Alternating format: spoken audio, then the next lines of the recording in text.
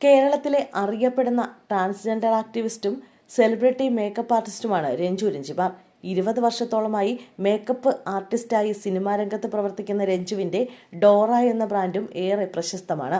തന്റെ സംരംഭത്തിലൂടെ നിരവധി ആളുകൾക്ക് തൊഴിൽ നൽകുന്നതിലും രഞ്ജു മുൻപന്തിയിൽ തന്നെയുണ്ട്. എന്നാൽ ഇന്നീ കാണുന്ന നിലയിലേക്ക് വളരാൻ അവർ സഹിച്ച വേദനകളും പ്രതിസന്ധികളും ബുദ്ധിമുട്ടുകളും ചെറുതൊന്നുമല്ല. അവഗണനകളെ ആത്മവിശ്വാസം കൊണ്ട് മറികടന്നാണ് അവർ ജീവിത വിജയം നേടിയത്. തന്റെ അനുഭവങ്ങൾ പലപ്പോഴും രഞ്ജു തുറന്നു പറഞ്ഞിട്ടുമുണ്ട്. എന്നാൽ കഴിഞ്ഞ ദിവസം സമൂഹമാധ്യമത്തിൽ രഞ്ജു പങ്കുവച്ചൊരു പോസ്റ്റാണ് ഇപ്പോൾ ശ്രദ്ധ നേടുന്നത്. തന്റെ വ്യക്തിത്വം തിരിച്ചറിഞ്ഞ് ആണിൽ നിന്നും പെണ്ണായി മാറിയതിനെക്കുറിച്ചുള്ളതാണ് പോസ്റ്റ്. സമീപകാലത്ത് ലിംഗമാറ്റ ശസ്ത്രക്രിയയുമായി ബന്ധപ്പെട്ട് പല അഭിപ്രായങ്ങളും വിവാദങ്ങളും കൊടുമ്പിരി കൊണ്ടിരുന്നു. ഇതിന്റെ കൂടി അടിസ്ഥാനത്തിലാണ് രഞ്ജു തന്റെ അനുഭവം പങ്കുവച്ചത്. ചിലരെങ്കിലും കാട്ടിക്കൂട്ടുന്ന കാര്യങ്ങൾ നിങ്ങൾ മറ്റുള്ള ട്രാൻസ് വിഭാഗത്തിലേക്ക് അടിച്ചേൽപ്പിക്കരുത് അപേക്ഷിക്കുകയാണെന്നും രഞ്ജു രഞ്ജിമാർ അപേക്ഷിക്കുന്നുണ്ട്.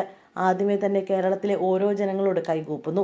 ഒരു ട്രാൻസ് വ്യക്തിയുടെ ജീവിതം അത് അനുഭവങ്ങൾ അറിയാതെ ആഘോഷിക്കല്ലേ. ഒരു സർജറി എന്നത് എത്രത്തോളം വേദന നിറഞ്ഞതും അപകടം നിറഞ്ഞതുമാണെന്ന് എത്ര പേർക്കറിയാം. നിങ്ങൾക്ക് പറയാം മുറിച്ചു എന്നൊക്കെ. എന്നാൽ ജീവനെ വിട്ടുകൊടുത്ത് ആഗ്രഹിച്ച ശരീരം സ്വീകരിക്കാൻ മരണത്തെപ്പോലും പേടിക്കാതെ വിട്ടുകൊടുക്കുന്നു. ദയവ് ചെയ്ത് ചിലരെങ്കിലും കാട്ടിക്കൂട്ടുന്ന കാര്യങ്ങൾ നിങ്ങൾ മറ്റുള്ള ട്രാൻസ് വിഭാഗത്തിലേക്ക് അടിച്ചേൽപ്പിക്കരുത്. അപേക്ഷയാണ്. 2 കൈകാലുകൾ ബന്ധിച്ച് ഓർമ്മകൾ മാഞ്ഞുപോയി ഇനിയൊരു മടക്കയാത്ര ഉണ്ടാകുമോ എന്ന ആശങ്കയിൽ എൻ്റെ ഉടലിനെ 2ആയി പിളർത്തി നീണ്ട 14 മണിക്കൂർ. ആ ദിവസം പെണ്ണാകുക, എന്നിലെ ചേരാത്ത എന്തോ ഒന്ന് നീക്കം ചെയ്യുക, ഒരു ദിവസമെങ്കിൽ ഒരു ദിവസം ഞാനായി ജീവിക്കാൻ ഞാൻ തിരഞ്ഞെടുത്ത ദിവസം. നിങ്ങൾക്ക് ഞങ്ങളുടെ മനസ്സ് കാണാൻ കഴിയില്ല. ലോകം എത്ര പുരോഗമിച്ചാലും ഇനിയും ഇവിടെ ഉത്ഭവിച്ചുകൊണ്ടേയിരിക്കും. നിങ്ങൾക്ക് തടയാനാവില്ല. സ്നേഹം, പരിഗണന ഉൾക്കൊള്ളാൻ ഒന്നും ആവശ്യപ്പെട്ട് ഞങ്ങൾ വരുന്നില്ല.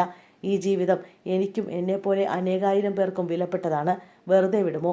ഇവിടെ ആരും ആർക്കും എതിരല്ല. ചേർത്ത് പിടിക്കുക, ചേർന്ന് നിൽക്കുക എന്നതാണ് രഞ്ജു പറയുന്നത്.